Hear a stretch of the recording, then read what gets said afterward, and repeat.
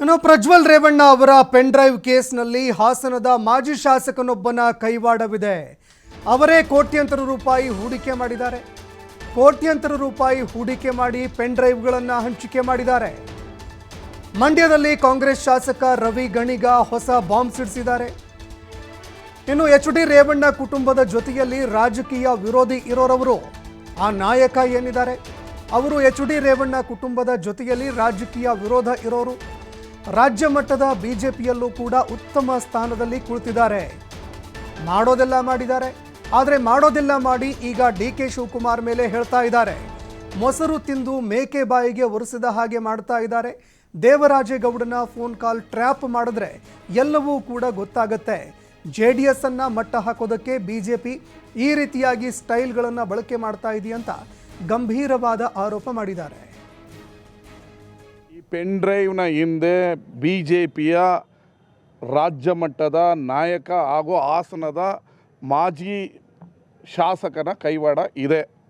ಇವರೇ ಕೂತು ಕೋಟ್ಯಾಂತರ ರೂಪಾಯಿ ಇನ್ವೆಸ್ಟ್ ಮಾಡಿ ಈ ಪೆನ್ ಡ್ರೈವನ್ನು ಆಚೆ ತಂದಿರೋದು. ಯಾರು ರೇವಣ್ಣ ಕುಟುಂಬದ ಜೊತೆ ರಾಜಕೀಯ ವಿರೋಧಿ ಇದ್ದಾರೆ ಅವರೇ ಇದರ ಷಡ್ಯಂತ್ರವನ್ನು ಮಾಡಿರೋದು. ಅದೇನೋ ಇದು ತಿಂದು ಮೂಗು ಒರೆಸಿದ್ರು ಅಂತಾರಲ್ಲ, ಹಾಗೆ ಡಿ.ಕೆ. ಶಿವಕುಮಾರ್ ಅವ್ರ ಮೇಲೆ ಹೇಳ್ತಾ ಇದ್ದಾರೆ. ಇದ್ರ ಹಿಂದೆ BJPಯ ರಾಜ್ಯದ ನಾಯಕರೊಬ್ಬರು ಮತ್ತು ಅವ್ರಿಗೆ ಅತ್ಯಾಪ್ತರಾಗಿರುವಂಥ ಹಾಸನದ ಮಾಜಿ ಶಾಸಕರೊಬ್ಬರು ಕೈವಾಡ ಇದೆ. ಅವರೇ ಕೋಟ್ಯಾಂತರ ರೂಪಾಯಿಯನ್ನು ಹೂಡಿಕೆ ಮಾಡಿ ಇದನ್ನು ಬಿಟ್ಟಿರೋದು, ಮಾರ್ಕೆಟ್ ಮಾಡಿರೋದು. ಬಟ್ ಈಗ ತೊಗೊಂಬಂದು ಕಾಂಗ್ರೆಸ್ ಅವರ ಇದಕ್ಕೆ ಕಟ್ತಾ ಇದ್ದಾರೆ. ನಾನು ಹೇಳ್ತೀನಿ ಮುಂದಿನ ದಿನಗಳಲ್ಲಿ ಹೇಳ್ತೀನಿ. BJPಯ ರಾಜ್ಯದ ನಾಯಕರು ಅವ್ರಿಗೆ ಅತ್ಯಾಪ್ತರಾಗಿರುವಂಥ ಹಾಸನದ ಮಾಜಿ ಶಾಸಕರೊಬ್ಬರು, BJP ಪಕ್ಷದ ರಾಜ್ಯದ ಅತ್ಯುತ್ತಮ ಸ್ಥಾನದಲ್ಲಿ ಕೂತಿರುವ ನಾಯಕರು, ಅವ್ರಿಗೆ ಅತ್ಯಾಪ್ತರಾಗಿರುವಂಥ BJPಯ ಶಾಸಕ ಇದ್ರ ಹಿಂದೆ ಇರೋದು, ಮಾಜಿ ಶಾಸಕ ಇದ್ರ ಹಿಂದೆ ಇದ್ದಾರೆ. ಕೋಟ್ಯಾಂತರ ರೂಪಾಯಿ ಇನ್ವೆಸ್ಟ್ ಮಾಡಿದ್ದಾರೆ.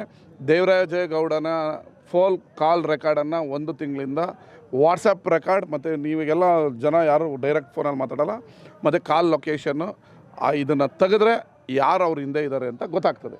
ಈ ಪೆನ್